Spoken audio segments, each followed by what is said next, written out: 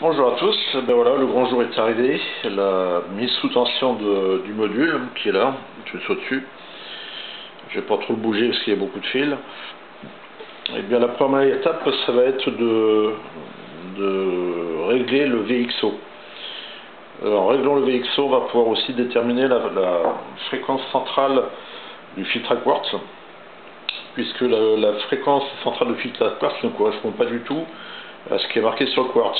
C'est-à-dire que le quartz, ce sont des quartz 10 mégas 738 635 Hertz à la fin, ils sont précis alors, en théorie à l'hertz près, mais la fréquence centrale du filtre à quartz ne correspond pas du tout à cette valeur. Donc il va falloir la rechercher, et c'est en réglant les fréquences LSB et ULSB qu'on va pouvoir la trouver. Donc j'ai déjà fait deux essais, déjà je sais à peu près ma fréquence centrale. Donc je vais vous montrer ma méthode qui nécessite simplement un petit fréquence mètre. Donc ça c'est un fréquence mètre que j'ai acheté de quelques euros sur AliExpress, je crois de souvenir, qui est précis à l'hertz près, donc ça c'est impeccable, c'est ce qu'il nous faut. Et il vous faut une oreille musicale, c'est-à-dire que si vous savez accorder une guitare électrique, vous saurez régler ça. Il faut vraiment avoir le sens de l'accord.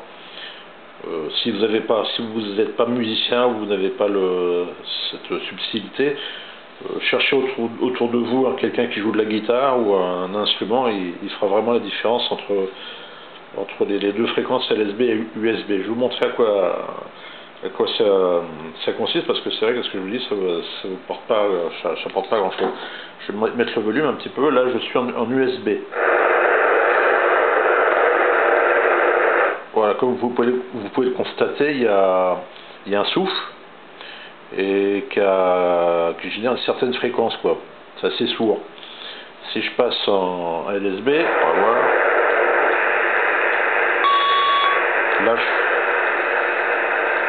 Là je suis en LSB. Je vais passer en USB, LSB, USB, donc LSB et après USB. Donc là on entend une petite différence, mais c'est pas, peut-être pour vous c'est pas flagrant. Donc je vais volontairement décaler l'USB pour vous montrer la différence.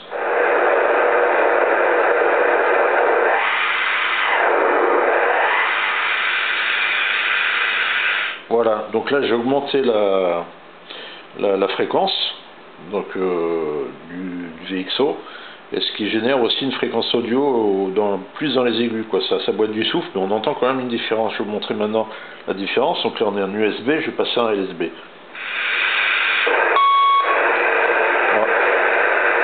Voilà, là je suis passé en LSB, je vais faire LSB USB.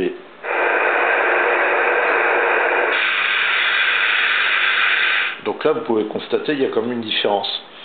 Donc moi j'ai fait 3 essais. Le but en fait ça consiste à avoir la même tonalité en USB et en LSB, et d'à partir de ça on soustrait les deux fréquences, on arrive à calculer la valeur de décalage entre les deux fréquences, et d'à partir de ça va nous permettre de calculer la fréquence centrale. Je vais vous montrer sur le petit papier. Voilà.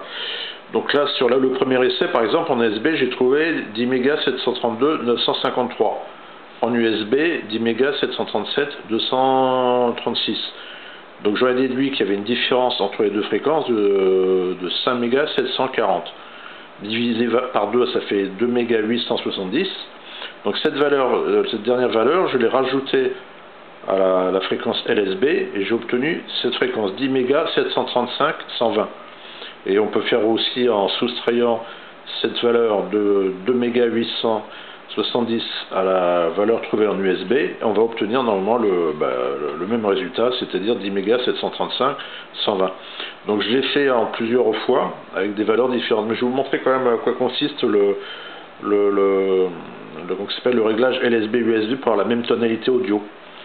Donc là on va laisser sur l'USB. Voilà, et en LSB on va essayer de retrouver la même tonalité. Donc je vais passer en LSB. Voilà, là je suis en LSB.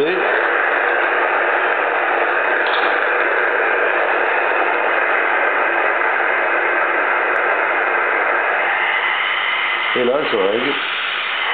Alors je ne sais plus comment j'étais, donc je monte un peu, je vais passer en USB. C'est pas ça du tout. Donc je redescends.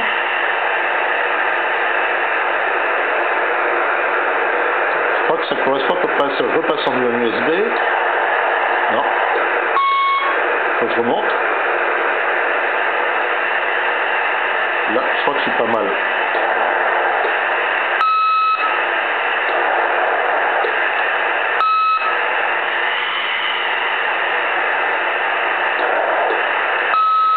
Encore trop haut.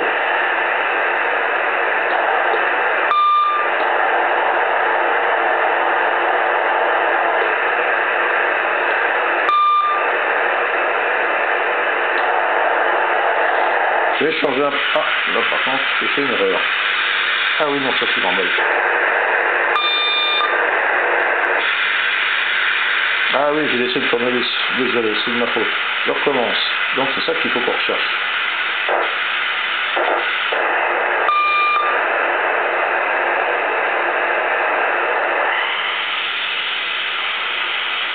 Il me semble que c'est à peu près par là. Regardez. On est pas mal. Il y a un petit décalage.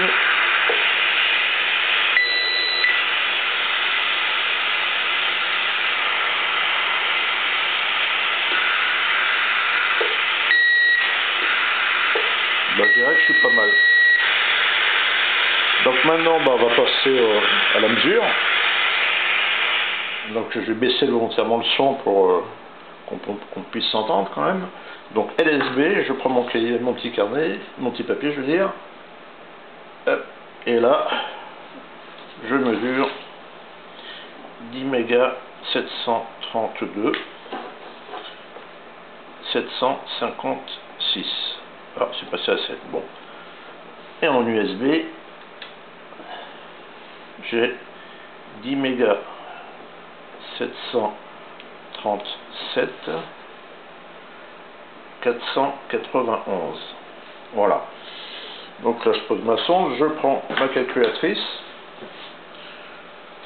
Et hop. Donc je vais déduire les deux valeurs. Voilà, je vous montre un petit peu. Je vais déduire ces deux valeurs, donc je vais soustraire cette valeur de celle-là, la fréquence la plus basse, LSB, de la fréquence la plus haute, USB, de celle-là. Et on va voir ce que ça donne. Allez. Donc, 10 mégas 737 491 moins 10 mégas 732 757 égale, je trouve 4 mégas 734. Ça, c'est la différence qu'on a entre l'USB et l'LSB. Maintenant, on va diviser ça par 2. Divisé par 2 égale, et on trouve 2 mégas 367. C'est-à-dire qu'on est décalé par rapport à la fréquence centrale, que l'on soit en USB ou en LSB, de 2 mégas 367. Maintenant, on va additionner cette valeur à l'LSB, plus 10 mégas 732 757, si je ne me trompe pas, égale, et je trouve une fréquence de 10 mégas 735 124. Voilà. Donc maintenant j'ai fait 3 mesures, ça c'était la dernière. Maintenant on peut comparer les 3 mesures que j'ai fait avec des fréquences différentes. Donc la première j'ai trouvé 10 mégas 735 120. La deuxième 10 mégas 735 082. Et la dernière 10 mégas 735 124. Donc vous voyez que c'est quand même assez précis parce que ça se joue, par exemple à la première mesure et la dernière, ça se joue à 4 Hz. Donc on arrive à des précisions assez géniales, quoi. Simplement en se servant de son oreille et d'un petit fréquencemètre. Celle du milieu, 0,82, c'est pas mal parce que ça nous fait une différence de pas grand chose, quoi. Ça fait là et là, ça fait quoi? Ça fait 40 Hz. Donc c'est pas énorme quoi. 40 Hz, c'est, mais on peut retenir que la fréquence du filtre à quartz se trouve à 10 mégas, 735, 120, c'est cohérent. Donc on va garder cette valeur comme référence pour paramétrer comment ça s'appelle, le fréquence mètre, qui a besoin de cette valeur. Et voilà. Donc voilà pour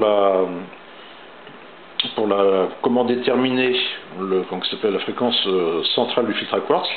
Ensuite, pour avoir un décalage pile poil, par exemple si on veut décaler de 2,5 kg Hz en USB, 2,5 kg Hz en LSB, il suffit par exemple pour l'USB de rajouter 2,5 kg à cette valeur et on aura excusez-moi, je ne sais pas si je suis bien centré, on aura comment ça s'appelle notre fréquence qu'on doit avoir en USB. Et après on soustrait 2,5 kg à cette valeur et on aura la valeur qu'il nous faut pour l'LSB.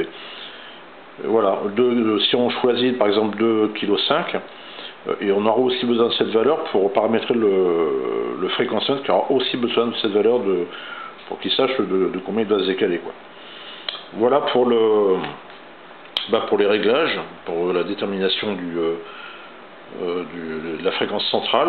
Là, je vais peaufiner les réglages, je vais décaler gentiment l'USB et l'LSB. Surtout, un point important, c'est de laisser chauffer le plus possible l'appareil, parce qu'à froid, il va avoir une certaine valeur, et en chauffant, les fréquences vont se décaler. Donc c'est nécessaire de toute façon de laisser une bonne demi-heure, 1 heure, ou chose comme ça.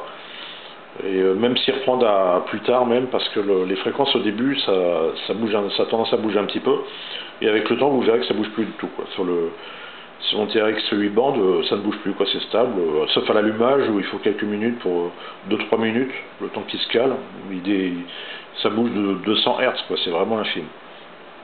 Voilà pour le moment, et on va pouvoir passer à la suite. Donc je vais d'abord peaufiner les réglages et on pourra continuer les investigations. A plus tard.